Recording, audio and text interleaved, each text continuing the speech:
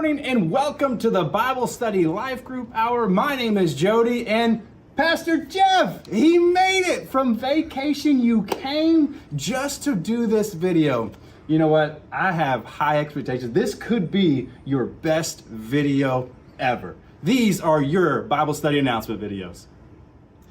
We've got back to school week coming up, don't we, Jeff? Yeah, we've got back to school week. He's so excited about it. The first thing, it kicks off Sunday night, August 14th. We are going to pray for our schools. We get to actually be on campus at SSES and the high school from 6 to 6:30 that Sunday evening. We want you there being ready to pray for the teachers, pray for the other staff, pray for the kids, pray for the families. We want you to be a part of our church praying for our community. Isn't that right, Jeff? Showing school spirit. Yeah, that's good. Can you do a little kick? Is that something? Oh, that's it. Be there. August 14th, praying for schools, 6 o'clock. Pastor Jeff, next up for our back to school week is Wednesday night, August 17th. Back to normal midweek activities, which includes what? Meals! Meals starting at 4:45. Come get you a delicious meal. You can put it in your mouth. You could just drink it. Yep. We want you back here. In addition to that, we will also have our midweek Bible study, all kids activities, choir, everything will be happening. This is the place to be. Wednesday night, August 17th. We want to see you there. Ain't that right, Pastor Jeff? All right, take another drink. Here, take a drink of this. Put it in your mouth. What are you doing? Next up on Back to School Week is the Back to School Splash, August 19th. That is a Friday night from 6 to 8 p.m. We have rented out Splash Kingdom Water Park in Greenville, Texas, and we want you there. Go right now to our website, register your family, call your friends, register them. We want it to be a fun night for the church, just to have fun. Jeff, you look ready to go, don't you, man? He's got his beach ball. Is it in Hawaiian? We want to see you. Back to School Splash, Friday night, August 19th. Can't wait to see you there. Thank you so much for attending our Bible Study Life Group Hour. Jeff, aren't you grateful that they attended? It was good. You seem a little shorter now for some reason. I don't know why. If you haven't joined us for worship, come 11 o'clock in the worship center. Then come back tonight. Doyle Hayes will be giving us a message. There'll be great worship. We want you here tonight, 6 p.m. Then after that, you got this bat in your hand, Jeff. We've got our final softball game. If some team wins, it's going to be a three-way tie for first place. You don't want to miss it. Jeff, I'm going to throw this ball up. You hit it, okay? 1, 2, 3. Oh, that's close. Maybe indicative of your softball game there. Thank y'all for being here. Good morning, sir. Good morning, sir. Everybody stand, please. Every day with Jesus is sweeter than the day before. Every day with Jesus, I love him more and more. Jesus saves and keeps me, and he's the one I'm living for. Every day with Jesus is sweeter than the day before. I'd like to welcome everybody to the Radio TV Bible class, First Baptist Church, Sulphur Springs. I'm so proud our teacher is here today. I told somebody it's like having a Roll-Aid after chili, knowing we have a teacher here on TV. We are glad you're here. We're glad we can be together. We want to share the love of Jesus. He provides us with everything that we take so much for granted. I'm going to ask Brother Mickey Edens to please lead us in word of prayer this morning. Heavenly Father, once again, we thank you for the privilege of coming to your house and singing your praises and listening to your word proclaimed. And Lord, we thank you for the message that we heard today. And we thank you for the all that's involved in getting a service ready, and the music and all, and the presentation of it all, and calling people to Jesus, Lord. That's what we need. Is the problem in this world is sin, and the solution is Jesus. And we thank you, and we thank you for this class. Thank you for James Scott is going to teach today, and we ask you to forgive our sins and that you'll watch over us through the day and as the people travel, and we ask that you guide us and direct us, and thank you for all these people here, and that we'll look out for all of our members, that we'll stay in touch, and we'll try to help them in their needs and all, and we ask all this in Jesus' name. Amen. Amen. Thank you, Mick. We got a good crowd this morning, and they're still coming in. We still got some chairs, James. 139. 139, if you need a book. Alas, and did my Savior bleed, and did my sovereign die? Would he devote that sacred name for sinners such as I? At the cross, where I first saw the light, and the burden of my heart rolled away. It was there by faith I received my sight, and now I am happy all the day. Was it for crimes that I had done, he groaned up on the tree? Amazing pity, grace unknown, and love beyond degree. At the cross, where I first saw the light, and the burden of my heart rolled away. It was there by faith I received my sight, and now I am happy all the day. Well might the sun in darkness hide and shut his glories in, when Christ the mighty Maker died for man the creature's sin. At the cross, where I first saw the light, and the burden of my heart rolled away. It was there by faith I received my sight, and now I am happy all the day. But drops of grief can never repay the debt of love I owe. Dear Lord, I give myself away, 'tis all that I can do. At the cross, where I first saw the light, and the burden of my heart rolled away. It was there by faith I received my sight, and now I am happy all the day. That's good singing this morning, and we're honored to have a good teacher this morning. Again, from James Scott. And pound cake in the other. Pound cake. It won't make any difference. He can do it with you. Got it right there.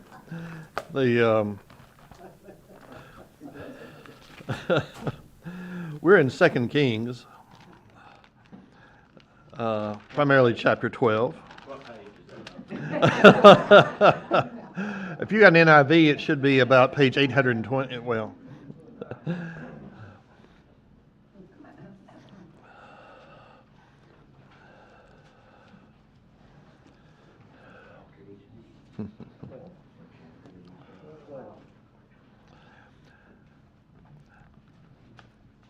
I did want to make mention while I had the chance. I have an uncle who has his PhD from Emory University's Chandler School of Theology and spent 20-something years as the dean of the School of Religion of Azusa Pacific University, the largest evangelical university in California. And it's in the Glendale-Glendora area, north side of Los Angeles. And I wish Bill Barksdale were here. He would know all about it. He could tell me that whole part of town from his time as a home missionary in California. But my uncle's retired. He's now 84. And I got word last night he's in the hospital with double pneumonia, and the doctors are not optimistic at all. But Lane Scott My favorite story of his long career and storied career was when he got a call from a young reporter from the Los Angeles Times. You know how young reporters are wanting to make their mark on things. When they're assigned a story, they're determined to get it. And apparently she was assigned a story about the evangelist, the television evangelist, Dr. Gene Scott. I don't know if any of you have ever seen Dr. Gene Scott on television in his time with his cigar and his magic markers and everything else. And he tended to make quite a show on that whiteboard and everything, and with his cigar puffing. And now his young wife, who preaches now, I've actually kind of impressed with. She haven't found anything to quibble with whatsoever in her message, but his is always interesting. I'll put it that way. And apparently the LA Times thought so as well. So they sent this young reporter to get a story on him, and she couldn't get him to comment on anything. So she thought she would go to the next best source. She heard there was Dr. Lane Scott at Azusa Pacific, so she called him to ask about his brother, Dr. Gene Scott. And he assured this young reporter he had no tie whatsoever. He said, "I am a Methodist, a conservative Methodist, but a Methodist."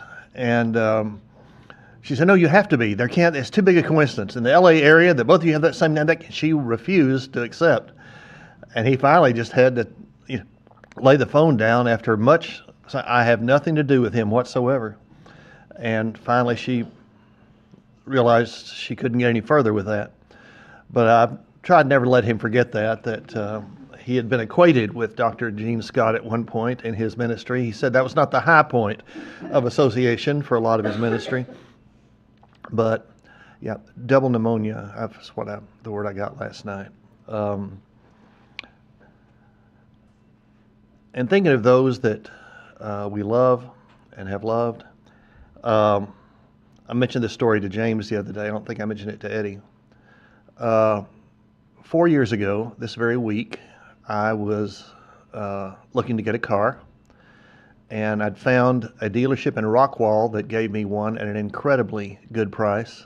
They just named the price. There'd be no haggling. It was an out-the-door price. All I had to do was get there. The trouble is that Rockwall is in the extreme northeastern end of the Metroplex, and I am on the extreme southwestern end of the Metroplex in Benbrook as you're going to Granbury. And how to get there without a car so that I could pick up a car was the challenge. And I decided to try public transportation that whole route.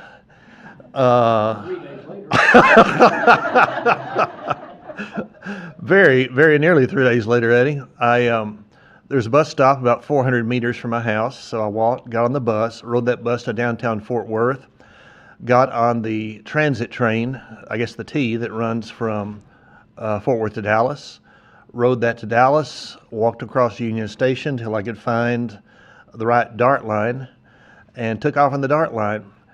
And it carried me through Dallas, and then eventually through the Lake Highlands area, and then through Garland, the far eastern end of Garland. I think we passed through Rowlett at one point, until I came to the very last. I could look out the window and see the tracks go no further. That's the end of the line. And I was the only person on the train by that point. And it was a Saturday, or it was a Friday, and I was amazed. It was rush hour, and I was the only person on that train at that point because it was the end of the line, the terminus. I got off, been walking the platform, and around the corner, walking towards the train, was a very happy couple, and Bruce and Cindy, and they were smiling. Bruce had what he thought, and I must admit, after he told me this, I thought he is right, a very romantic idea. He was going to take Cindy, Bruce and Cindy Welch, and he was going to take Cindy from the end of the train all the way to downtown Dallas for a romantic evening in the West End with his wife. And that's what they were doing. They, weren't going to drive through the Metroplex to get there. They were going to ride through the Metroplex to get there. And that's exactly what they were doing that day. And they hopped on the train as the only people on that train at that moment, and off they went. So, of the many memories we have of Bruce and Cindy, that's one that really sticks out to me. right there. You get to Rockwall. Well, I started swimming Lake Ray Hubbard. Anyway. I actually tried to call Uber and couldn't raise one, but then I saw there was an alternative service called Lyft. And so I called, and a lady came and picked me up, and she started telling me about her. I started talking to her about Jesus. She talking to me about Jesus. She was a member of the Lakeway Church, what used to be Church on the Rock out there. And so, Lake Point, thank you. And she carried me right to the door of the place. And so that's how I come to have the car that I'm driving here. How many of you were ever members of Royal Ambassadors when you were growing up? Okay. How many of you ladies are members of Acteens or Girls Ambassadors growing up? GAs. Okay. Now, who prior to that was ever something called a Sunbeam? Okay. I remember the Sunbeams well. I was in a Sunbeam in North Carolina. My father was working at a children's home there, and I passed as an orphan most of the time there. I didn't tell the other kids that I actually had parents, and so. But our Sunbeam meeting was on Wednesday nights while the rest of church was going on. And I'll never forget one story they told us that really stuck out, because they were telling us because it involved a 7-year-old. And that 7-year-old was Joash. And Joash is the center point of chapters 11 and 12, or in some versions, I think Joash is how it's rendered in NIV, Jehoash in other versions, it's the same. And what had happened? Well, our last two teachers did a fantastic job dealing with Elijah and Elisha. And then a very interesting character. He is one of the most overlooked warriors in the Bible. We know that David was a warrior, and Samson was a warrior, and there were the mighty men of David, his top 30, and then his top 300, who were incredible warriors. Here we have a warrior named Jehu. And Jehu goes down in history as the only king of Israel for 200 years who was not unequivocally evil. And he became king after he was anointed by one of the sons of the prophets. Elisha had sent one of his young disciples. He said, go to General Jehu of the army. They're encamped at Ramoth Gilead, east of the Jordan, where they've just fought a battle against the Syrians, against the Arameans.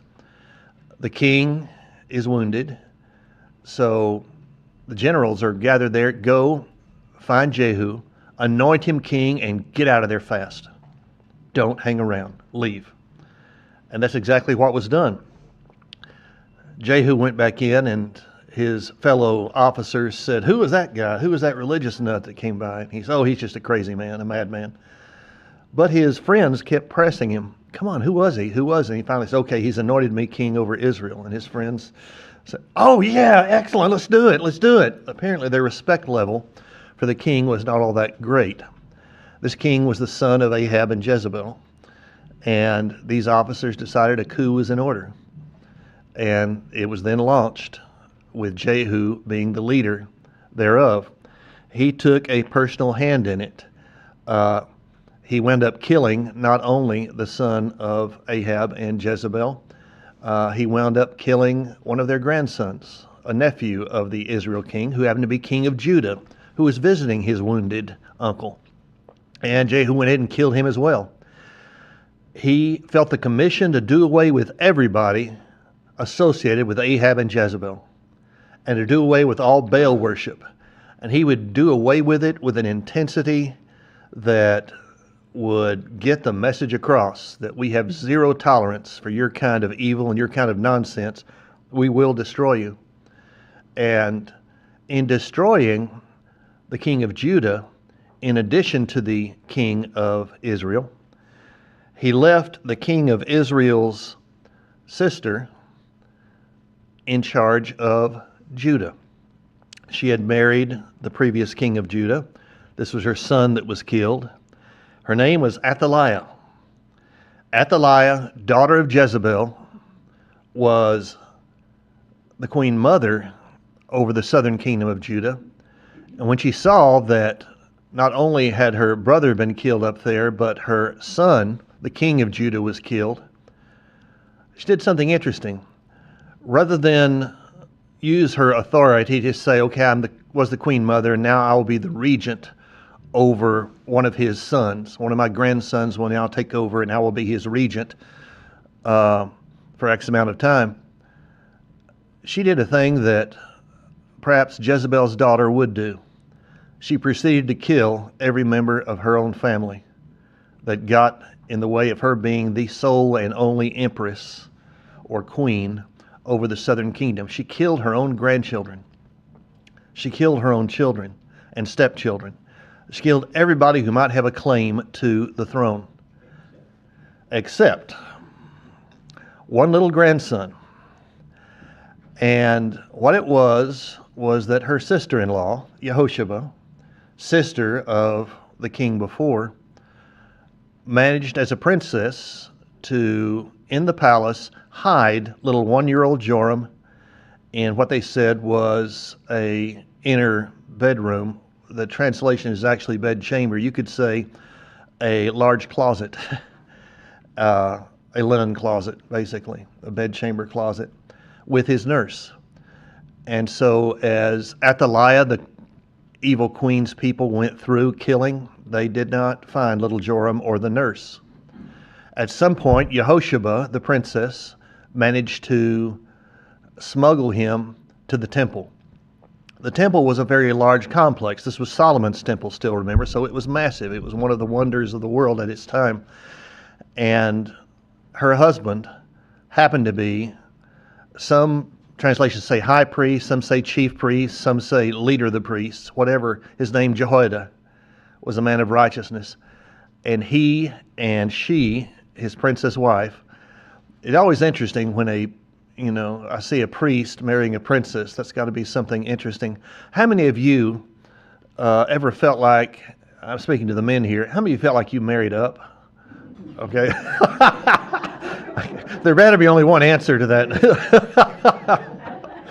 Bill, was your hand up first? I figured. Here you had a priest who married a princess, married into the royal family. In a way, that's interesting. That's kind of a foreshadowing. The little boy was the last descendant of David left alive. Most people haven't thought about that.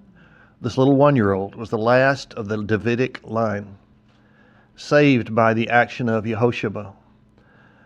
And of course, that would have resounding impact ever since.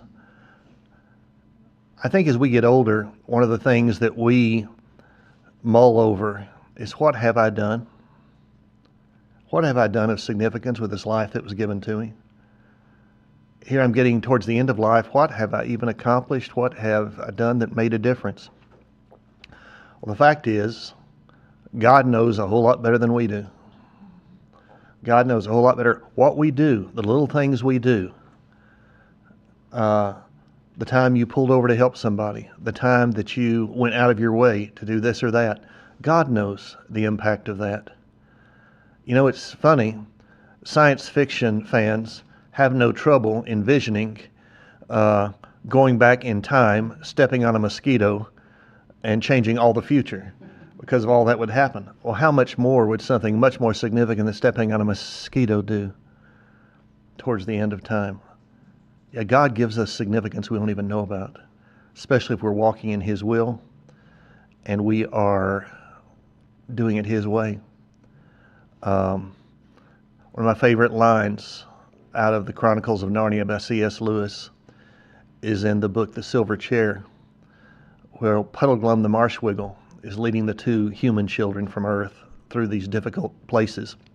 Against his advice, they have taken the wrong course and gotten themselves in all kinds of trouble.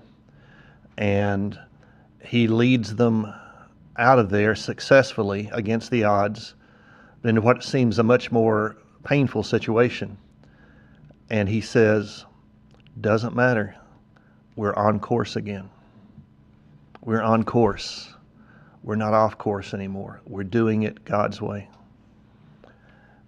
And that's what Christians are called to do.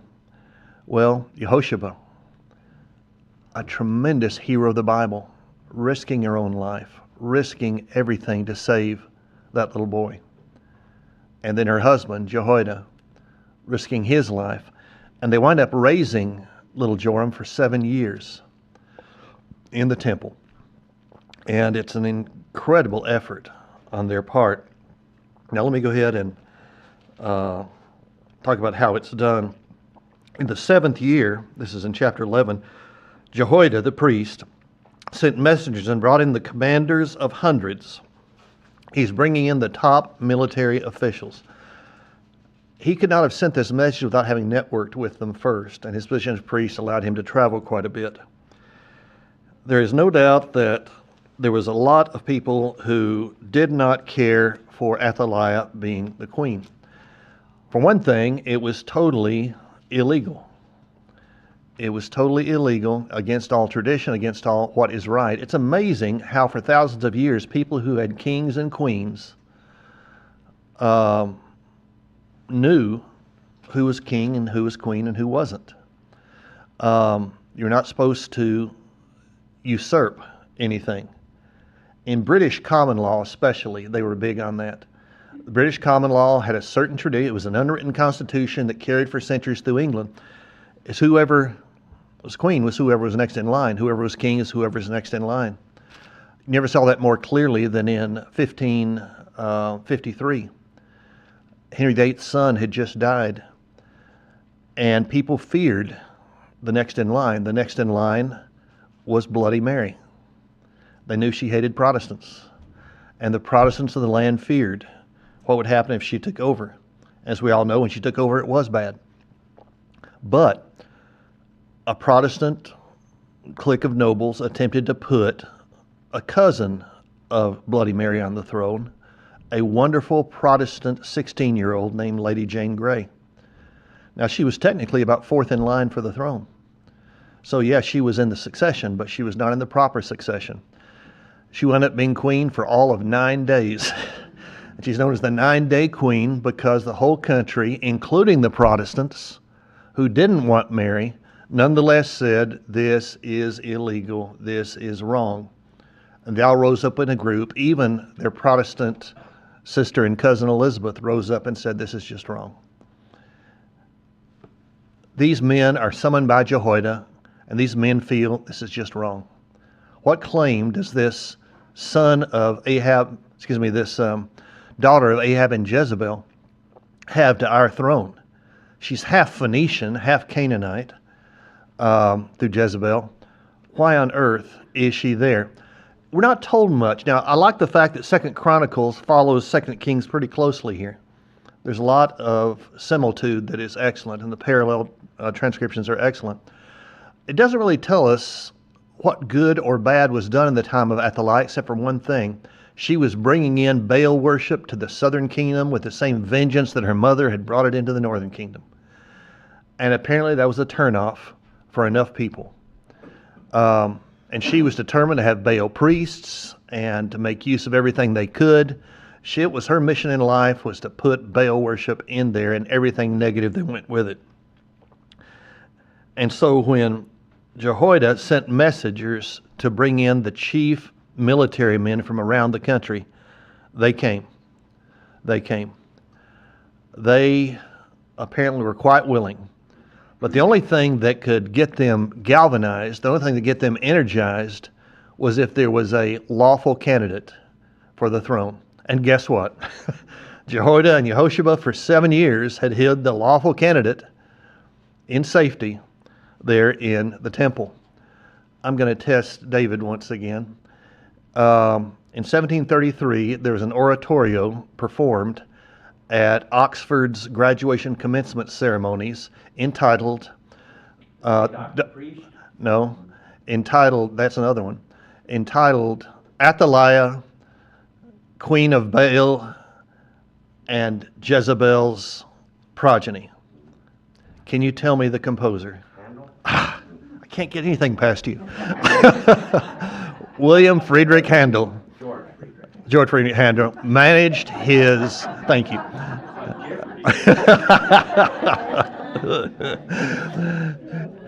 Managed in 1733 to write an entire oratorio about the fall of Athaliah and what was happening right here and how they brought her down. Well, here is how it goes. The commanders of hundreds and the Karites. Karites in David's time were called Cherethites, and their commander was Benaiah. You remember, Benaiah is the one who was sent by Solomon to execute his older brother Adonijah as he was gripping the hands of the altar and made a play for the throne. Cherethites or Karites are mercenaries. They are the head guards of the palace, and because they're mercenaries, they're foreigners, they don't have any ties to any major families. They don't have any blood ties to any of the nobles. They're not a threat to whoever is ruling. But apparently they're listening to Jehoiada. He had them come to them in the Lord's temple, where he made a covenant with them and put them under oath. He showed them the king's son, the young king, and commanded them, this is what you are to do. And he gives them instructions on how to move during the changing of the guard into position so that Athaliah will not be suspicious to seeing a whole bunch of unfamiliar soldiers running around at the wrong time. They do it beautifully. The commanders, the hundreds, did everything Jehoiada the priest commanded. They each brought their men, those coming on duty, and they went to Jehoiada the priest. Then the guard stood with their weapons in hand surrounding the king from the right side of the temple to the left side by the altar and by the temple. We're talking a 360-degree coverage of that young king. He brought out the king's son, put the crown on him, gave him the amulet, the testimonies, the diadems, and made him king. They anointed him and clapped their hands and cried, "Long live the king!" When Athaliah heard the noise of the guard and crowd, she went out to the people of the Lord's temple. As she looked, there was the king standing by the pillar according to custom. The commanders and trumpeters were by the king, and all the people of the Lord were rejoicing and blowing trumpets. Athaliah tore her clothes and screamed, "Treason! Treason!" Talk about the pot trying to call the kettle. The Jehoiada the priest ordered the commanders, take her out between the ranks, put anyone who follows her to death. She is not to be put to death in the Lord's temple. So they arrested her, went out by way of the horses' entrance to the king's palace, and there she was put to death. Maybe that's a step up from what happened to her mother getting eaten by dogs, as Jezebel was. Then Jehoiada made a covenant between the Lord, the king, and the people that they would be the Lord's people, and an oath with the king and the people. So young Joash took over the throne. And Joash was, or Jehoash, depending on the translation you've got, was 7 years old when he became king. In the 7th year that Jehu, the warrior king of Israel, was ruling, Joash became king, and he reigned all 40 years in Jerusalem. His mother, same time period that David reigned, same time period that Solomon reigned, 40 years. And he is the new lineage of David. His mother's name was Zibiah. She was from Beersheba. That's way south. His mom was a southerner. Throughout the time Jehoiada the priest instructed him, Joash did what was right in the Lord's sight, yet the high places were not taken away. The people continued sacrificing and burning incense on the high places. Now, high places were those inherited from the Canaanites, where the Canaanites had worshipped Baal and Asherah and other deities. The children of Israel, before the temple came around, used the high places to worship God. They just took over the same sites and used them to worship God. But when the temple came into existence, they really didn't have a need to go there to the high places anymore. Where there was bad was when the high places were secretly used by people who wanted to experiment with Baal or the occult or Asherah or any of these other deities. And that was a tendency. Which is why the high places could be abused. And leaving the high places in place by itself would not have been bad, except there was this tendency to abuse them for the worship of gods other than Yahweh, other than God himself. The people were enjoined to fellowship together in worship. I've known people, I can think of 2 or 3 outdoorsmen friends I've known since the time I was young who would say, I don't go to church, I worship God every Sunday in nature. Well, that's true. You do see God in nature. That is true, and that's a wonderful thing to do every now and again. But the fact is, we need fellowship as iron sharpens iron. And sometimes when iron sharpens iron, what happens? Sparks fly. But nonetheless, we need that fellowship, and we need that together. And God was saying, you need the positive influence that comes from meeting together as believers. About the time Joash was approaching 30, he said to the priests, all the dedicated money brought to the Lord's temple, census money, money from vows, and all money voluntarily given for the Lord's temple, each priest is to take from his amount and repair whatever damage the temple is found.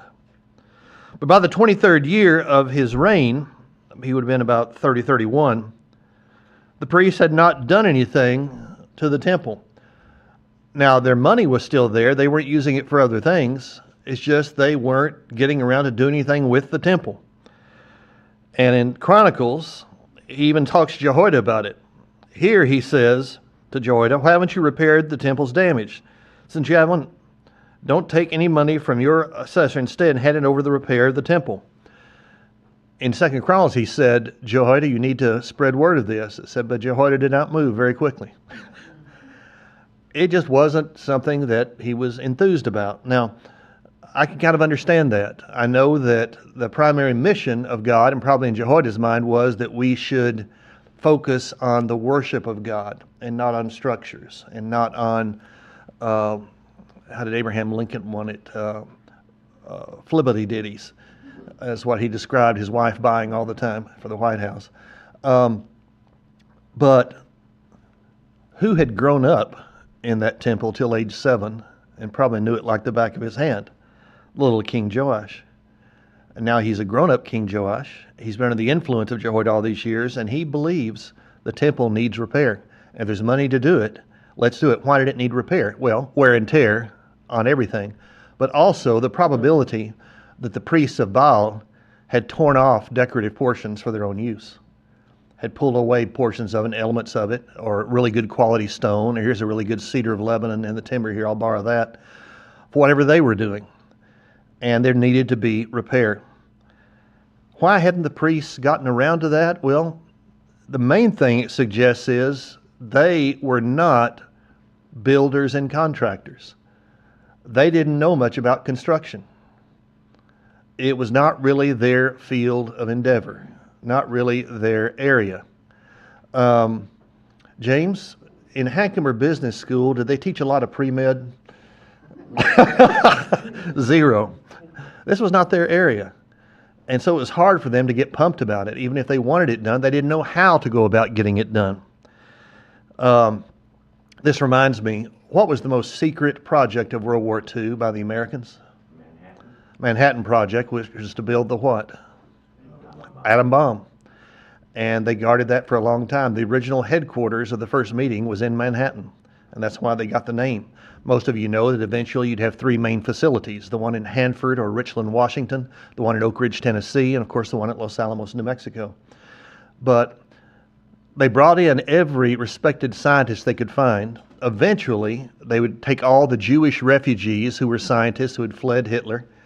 Einstein and his friends and others would contribute their knowledge. Others would be directly involved in the project. All the greatest physicists of the world. We had, I think, a total of 30 to 40 Nobel Prize winners in chemistry and physics and mathematics working on that project.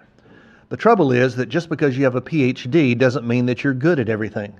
Just because you're a priest of God doesn't mean you're good at absolutely everything. They weren't good at construction. Those scientists weren't real good at managing economic aspects of how to do it. They called a group of Harvard and MIT and Caltech and Berkeley professors together and said, estimate what will be the cost of this. And they turned it over to the Army Corps of Engineering, and they estimated $100 million. Well, it was so inexact, they knew that was completely unrealistic. So they brought in 2 people who knew how to do stuff, 2 people who knew how to build.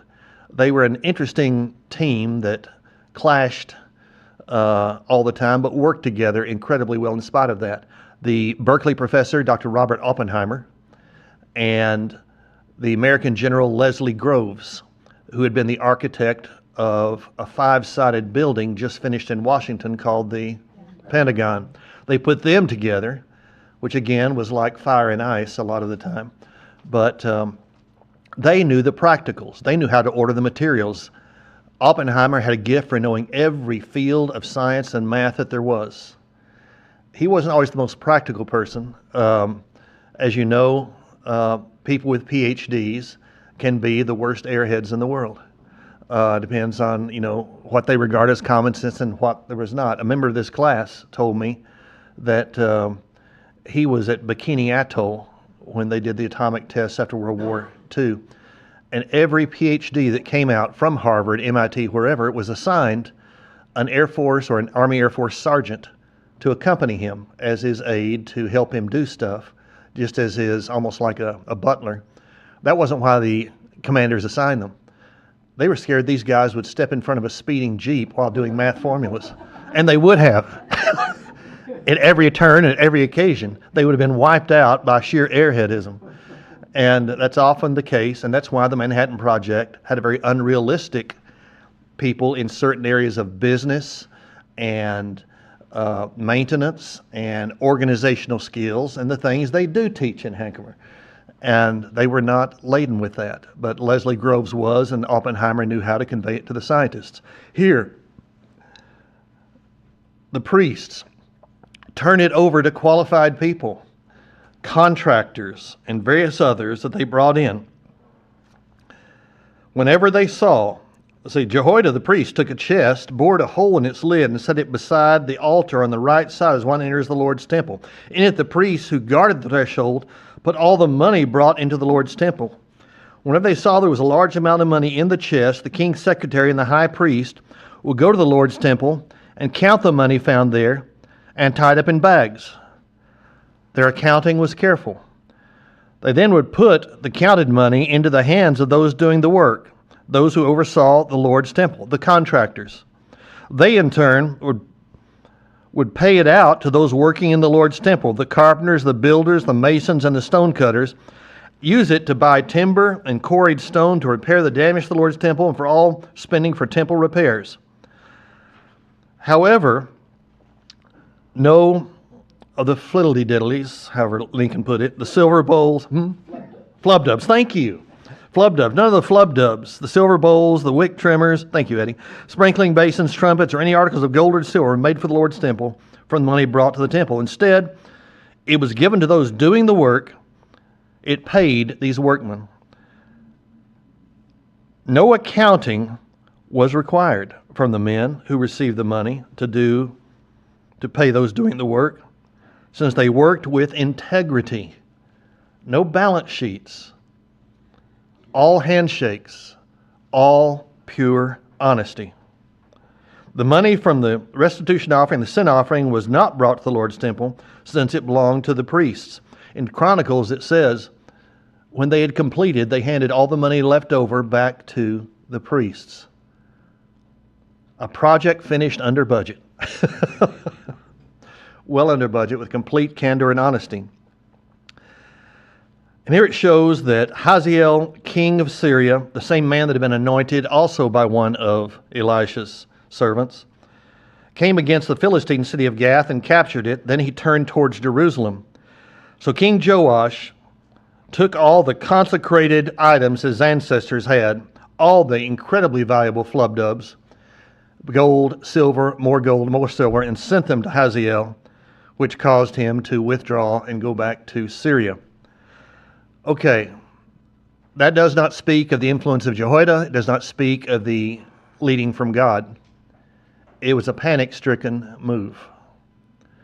Joash may have done wonderful things in the lifetime of Jehoiada, but now he is starting to slip. In 2 Chronicles, it tells us that the leading young men of Israel, the leading nobles, came to him with the death of Jehoiada. As long as Jehoiada was there, they weren't going to approach the king. Now they came with their own agenda and said, hey, things have been too strict for too long. Let's lighten up. Let's lighten up. And they brought in Asherah poles and other items of idolatry, not Baal, since Baal worship had been wiped out by Jehu and by the work of Jehoiada, but other things. And it says that God gave them over to judgment, and they still would not repent. Prophets were sent, and he ignored them. Finally, Zechariah the prophet, the son of Jehoiada, came, sent by the Lord, and said, you must stop these terrible things you're doing because God's judgment is on you. And it tells us in 2 Chronicles that the king gave the order, and he was stoned to death by all the people. The very son of the man who raised him, basically his brother, like his brother, the son of Yehosheba and of Jehoiada. That's how bad influence corrupted this king. We need the iron sharpens iron of believers around us. We need the accountability of believers around us. We need the fellowship of believers around us. And Joash, late in life, as a 30-something, began to depart from everything Jehoiada had ever taught him, because these were the cool crowd that came and surrounded him. And they flattered him, it said. And they were the cool crowd, and he wanted to be influenced. He wanted to fall in line with what they were doing. Just like his great-great-grandfather Solomon had fallen in line with his what late in life? Wives who were pagan. Same type of thing. And bad went for worse and bad to worse. And eventually, a very interesting episode, Hazael decided on a quick commando raid, basically just a kind of a scouting raid to see what he could do. Perhaps to his own astonishment, his scouting party beat the combined armies of Judah. He rode into Jerusalem. He killed all these young men who were friends of the king. And then they stabbed the king multiple times, then rode off, leaving him alive, but obviously quite humiliated and badly wounded. And as the young king lay there, they never told this part in Sunbeams to us. We never heard this part of it. But he had basically allowed a positive influence of Jehoiada to leave him, and the negative influence of these godless, cool crowd people to influence him. And this was the result. He lay there wounded, and 3 of his own servants came up and finished him off. The Syrians had left him alive, but his own servants finished him off. 40 years he reigned. And thankfully, he left a son, and especially a grandson, who were much more in line with God's will. But bad influence corrupts good morals. Am I saying that right? Okay. Bad influence corrupts good morals.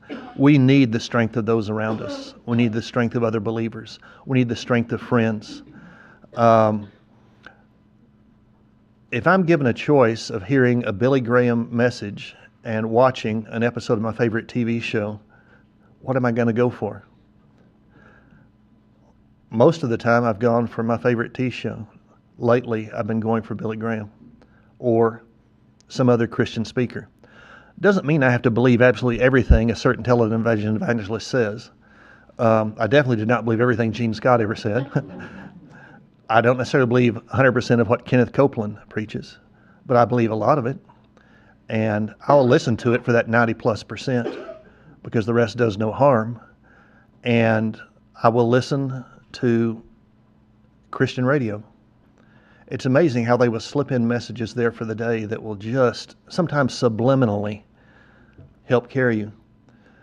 Pick your Christian radio station carefully. You want to make sure it's one that you know is, but I've yet to find one that's really bad. Ironically, when I was at Vanderbilt, I couldn't find one in Nashville. I could not find a Christian radio station in Nashville at the heart of the 1980s, when it was supposed to be the headquarters of Christian music for the whole world. Finally found one. It was Nazarene. And I knew where we differed from the Nazarenes, which was very slight. but they never imposed that on their radio station. So I was glad to listen, and they were playing musicians, some of whom are Baptist, on their radio station. So I finally found one, and that really